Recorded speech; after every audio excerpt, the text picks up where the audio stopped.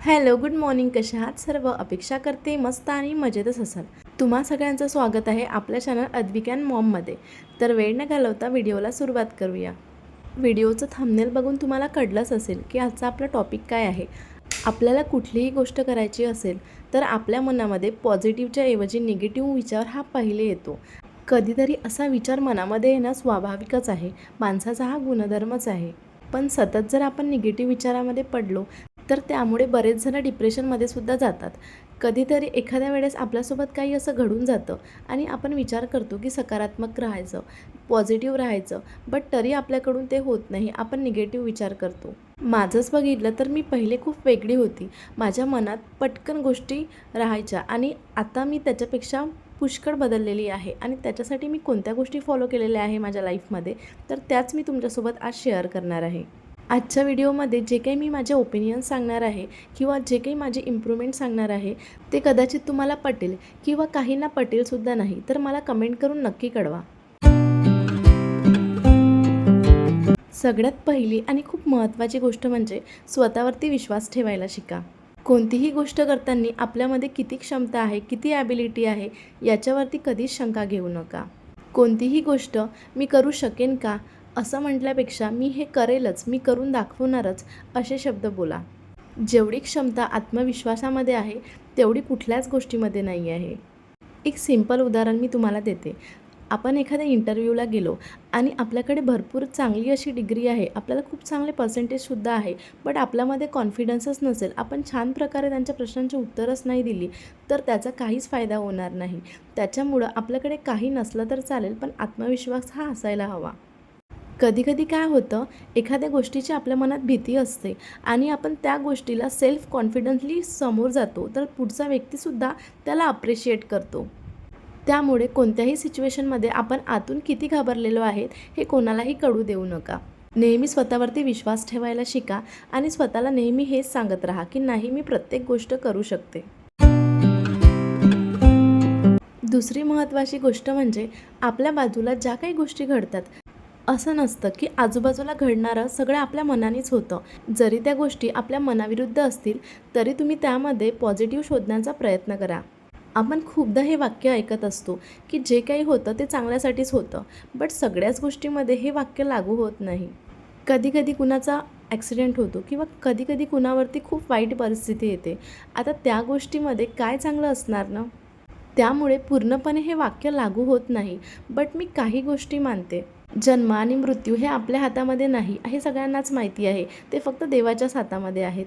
म्हणून मी असं मानते की ज्या गोष्टीवरती आपलं नियंत्रण नाही आहे, ज्या गोष्टी आपण बदलू शकत नाही, त्या गोष्टीचा विचार करण्याच्या ऐवजी ज्या गोष्टी आपण बदलू शकतो, ज्या गोष्टीमध्ये आपण चेंज घडवू शकतो, तर त्याच गोष्टीवर आपण जास्त लक्ष दिलं पाहिजे. एखाद्याच्या जीवनामध्ये जर काही वाईट झालं असेल तर आपण त्या गोष्टीचा थोडा वेळ आपण दुःख व्यक्त करतो, पण आयुष्यभर आपण तेच दुःख व्यक्त नाही करू शकत. तुम्हाला असं वाटत असेल की एखादी गोष्ट आपल्या मनावरती खूप प्रभाव टाकत असेल, त्या गोष्टीतून आपण बाहेर निघूच शकत नाही. असं जर होत असेल तर स्वतःला कुठेतरी कोणत्यातरी कामामध्ये बिझी ठेवण्याचा प्रयत्न करा. अशा काही गोष्टी करण्याचा प्रयत्न करा की ज्यामुळे ज्या निगेटिव्ह गोष्टी आहेत, ज्या काही नकारात्मक गोष्टी आहेत त्या तुमच्या मनातून निघून जाणार आणि त्या गोष्टीचा विचार करण्याचा तुमच्याकडे वेळच असणार नाही.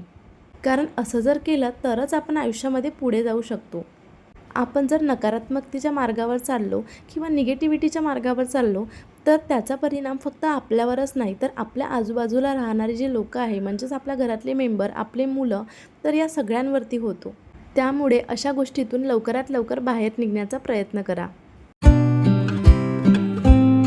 तिसरी गोष्ट म्हणजे जी गोष्ट आपल्याला पटत नाही तर त्या गोष्टीला नाही म्हणायला शिका, त्या गोष्टीला नकार द्यायला शिका. कधीकधी दुसऱ्याचं मन राखण्यासाठी किंवा फॉर्मॅलिटीच्या नावाखाली आपण कोणती गोष्ट करतो आणि ती गोष्ट कधी आपल्यासाठी त्रासदायक होते हे आपल्याला कळतच नाही. कारण आपल्या मनाविरुद्ध असणाऱ्या या ज्या गोष्टी आहे त्या गोष्टी आपण एकदा करू शकतो, दोनदा करू शकतो, पण सतत सतत त्याच गोष्टी आपण नाही करू शकत. कारण त्या गोष्टीचा परिणाम आपल्यावरती होतो. म्हणून एखादी गोष्ट जर तुम्हाला नसेल पटत तर त्याला सरळ नाही म्हणायला शिका. कारण नाही म्हणणं ही सुद्धा एक कलाच आहे. कारण मी माझंच उदाहरण देते. पहिले मी कोणत्याच गोष्टीला नाही म्हणत नव्हती. माझ्या मनाविरुद्ध जरी असेल तरी मी करून घेत होती आणि त्याचाच त्रास मला व्हायचा. बट आता जर गोष्ट माझ्या मनाविरुद्ध असेल आणि त्या गोष्टीचा पुढे जाऊन मला त्रास होणार असेल, तर मी त्याच ठिकाणी नाही म्हणणं प्रेफर करते. जर एखाद्या गोष्टीने एखाद्याचं भलं होत असेल, बट त्या गोष्टीचा त्रास तुम्हाला जर होत नसेल, तर तुम्ही ऑब्व्हियसली हो म्हणा.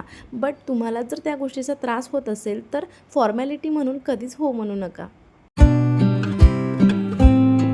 चौथी महत्त्वाची गोष्ट म्हणजे तुम्ही जे काही जीवनामध्ये निर्णय घेतात, तर त्याच्यावरती विश्वास ठेवायला शिका. नेहमी असाच विचार करायचा की मी जे काही आत्तापर्यंत निर्णय घेतलेले आहे, तर ते योग्यच आहे. कारण कधीकधी काय होतं की भूतकाळामध्ये पास्टमध्ये आपण काही निर्णय घेतलेले असतात आणि जेव्हा आपण प्रेझेंटमध्ये असतो, तेव्हा ते निर्णय आपल्याला चुकीचे वाटतात आणि त्यावेळेस आपण रिग्रेट करतो की आपण तो निर्णय तेव्हा नव्हता घ्यायला पाहिजे किंवा असं नव्हतं करायला पाहिजे. आपलं जे डिसिजन होतं तर ते चुकीचं होतं आणि त्यामुळं आपण डिप्रेस्ड होतो. आपल्या डोक्यामध्ये तेच विचार येतात की अरे मी असं का केलं, आपण असं नव्हतं करायला पाहिजे, आपण हे डिसिजन नव्हतं घ्यायला पाहिजे. तुम्ही पास्टमध्ये जे काही डिसिजन घेतलं असेल, ते डिसिजन जर तुम्ही आता प्रेझेंटमध्ये बदलू शकत असाल तर ठीक आहे, पण जर बदलू शकत नसाल तर स्वतःला असं समजावा की त्यावेळेस तुम्ही जो काही निर्णय घेतला होता, माझी त्यावेळेची जी मॅच्युरिटी लेवल आहे ती तेवढीच होती. मी तेवढ्या मॅच्युरिटीपर्यंतच तो विचार करून तो निर्णय घेऊ शकत होते किंवा त्यावेळी जो निर्णय घेतला त्यावेळेची परिस्थितीच तशी होती की मला तो निर्णय घ्यावा लागला. असं जर आपण आपल्या मनाला समजवलं, तर तुम्ही ऑब्झर्व कराल की जे काही आपल्यावरचं मनावरचं ओझं होतं तर ते कमी होणार आणि आपलं जे डिप्रेशनमध्ये जाण्याचं कारण आहे किंवा डिप्रेस्ड होण्याचं कारण आहे ते सुद्धा कमी होईल. आपला ताण कमी होणार. मी माझंच उदाहरण देते. जेव्हा अद्विक छोटा होता, 1-2 वर्षाचा होता, तेव्हा मी काहीच केलं नाही. तेव्हा मला वाटायचं की मी एवढं शिकूनही घरीच आहे. बट त्यावेळेस जो मी निर्णय घेतला होता काहीही न करण्याचा, मुलाकडे लक्ष देण्याचा, तर तो निर्णय त्या परिस्थितीनुसार योग्यच होता. असा विचार करून मी समोरचे जे निर्णय आहे ते चांगल्या प्रकारे ठामपणे घेऊ शकले. शेवटी मला फक्त एवढंच म्हणायचं आहे की जर तुम्ही तुमचे निर्णय बदलू शकत असाल तर नक्कीच बदला. पण जर तुम्ही निर्णय तुमचे घेतलेले बदलू शकत नसाल, तर त्यावरती विचार करण्याऐवजी पुढच्या गोष्टीवरती फोकस करा. त्यानंतरची महत्त्वाची गोष्ट म्हणजे आपण जसे आहोत तसं स्वतःला स्वीकारायला शिका. कधीही स्वतःची तुलना दुसऱ्यांसोबत करू नका. कारण प्रत्येक गोष्ट युनिक असते, प्रत्येक व्यक्ती युनिक असते, प्रत्येक व्यक्तीमध्ये आपापले गुण असतात आणि आपण जेव्हा स्वतःची तुलना दुसऱ्यांसोबत करतो, तेव्हा स्वतःमध्ये नेहमी आपण निगेटिव्ह गोष्टी शोधत असतो. आपल्याला असं वाटतं की आपल्याकडे हे नाही आहे, आपण हे करू शकत नाही किंवा त्यांच्याकडे हे आहे.